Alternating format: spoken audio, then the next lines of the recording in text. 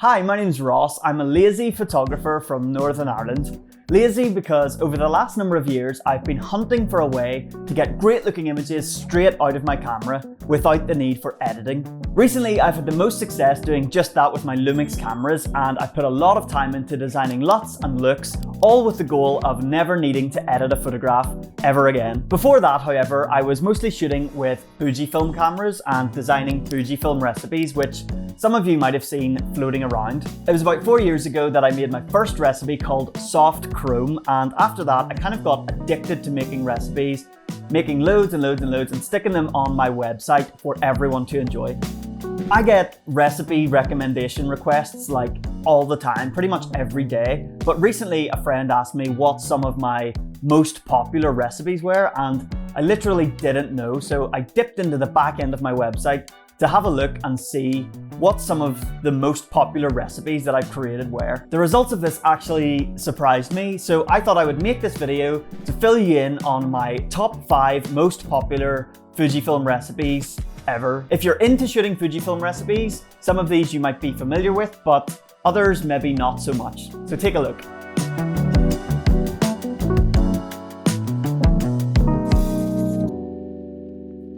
Okay, so the most viewed recipe on my website and sliding into the top position is a recipe I created called Daily Astia, and like the name suggests, this recipe was designed for everyday use. Something I found when trying out Fujifilm recipes from other photographers for the first time was that most recipes can only be used in super specific scenarios and lighting conditions. I designed Daily Astia to work in a wide variety of settings with an auto white balance and a slight warm push.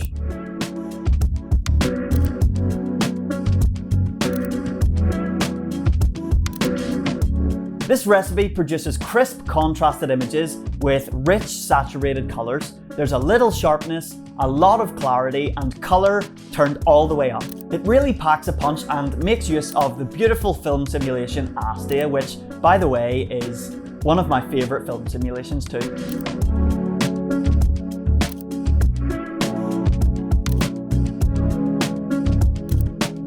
If you're shooting with this one, my advice would be to keep one eye on your exposure. As the dynamic range is set to the lowest, your highlights can start to blow out, so as long as you keep your highlights in the right spot, everything else will fall into place. In the number 2 spot is Nurture Nature, and funnily enough, this recipe is also designed to be super versatile and work in a whole range of different scenarios. Nurture Nature has a base film simulation of Provia, which is Fujifilm's standard color profile. And like the name suggests, this recipe will work best when you're out shooting in nature, so like lakes and forests and woodlands and mountains and beaches and all that sort of stuff. It has medium contrast, medium saturation, medium dynamic range. The white balance is set at auto again for flexibility, and the best thing about this recipe is that the clarity setting is set at 0, so there's no processing delay, lag when you're shooting with it. It's warm, sharp, and delicious, and when I was shooting more with my Fujifilm camera, this recipe was always my go-to for any scenario.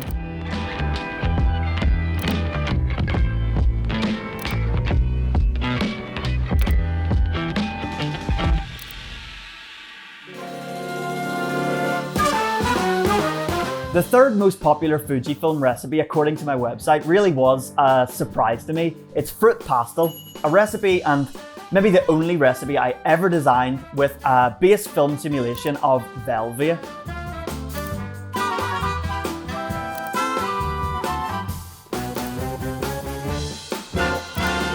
Velvia is Fujifilm's vivid color profile, and honestly, the colors have always been a little bit too intense for me, so I wanted to design a recipe that would tame this film simulation, and Fruit Pastel was born. Like the 2 recipes already mentioned, Fruit Pastel can be used in a wide variety of situations and lighting scenarios.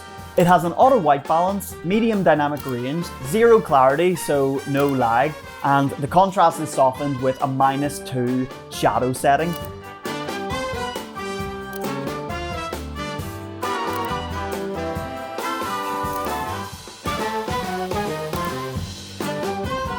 It's a bit different from a lot of other recipes out there, and I think that's why it's been so popular this year. So why don't you go and check it out for yourself?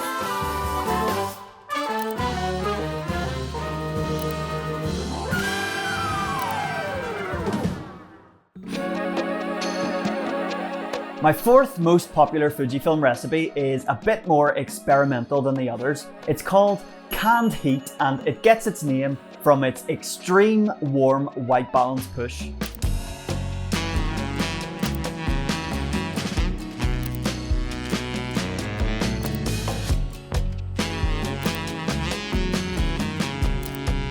I sort of made this recipe by accident and forgot about it, and then a year later I rediscovered it, put it out, and I didn't think it would be as well received as it was. The beauty of this recipe comes from its classic negative film simulation base, clarity turned all the way up for punch, a huge warm white balance push controlled with a negative color setting.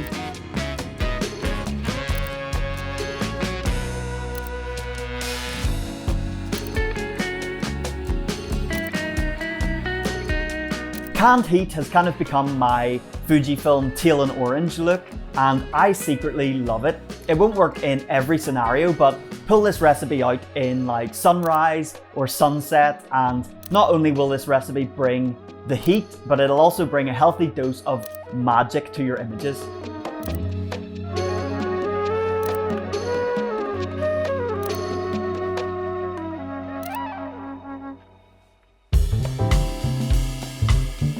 The last recipe in my top 5 most popular list is one I designed to replicate the look of my film scans after shooting lomography color negative 800 with my Yashica Electro 35 GTN. The recipe is aptly named Lomo 800 Electro, and it has a classic chrome base which pretty quickly and pretty accurately match the colors coming from my lomography 800 film scans. It has a DR setting of 200, a push in the color and the contrast, and to match the look coming from my 35mm film camera, I turned the clarity and the sharpness all the way down.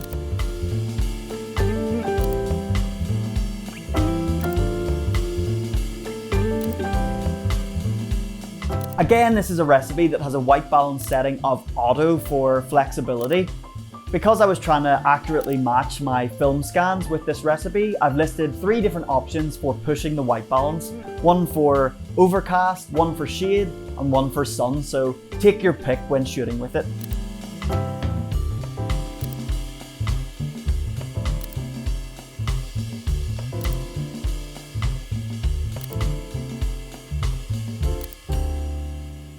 So there you go, there's my top 5 most popular Fujifilm recipes according to my website. You can find all the recipes listed in this video on the website along with all the other recipes I've ever created, so head over there and check them out. If you enjoy using any of my Fujifilm recipes or you enjoy any of my other content on my website and you want to say thanks, the best way to do that is to drop a little something in the tip jar over on my website. It would be massively appreciated. Anyway, thank you so much for watching. Drop a little comment below if you enjoyed this video and let me know some of your favorite Fujifilm recipes. If you haven't already, you can subscribe to my YouTube channel for more videos like this in the future. So I'll see you in one very, very soon. See ya!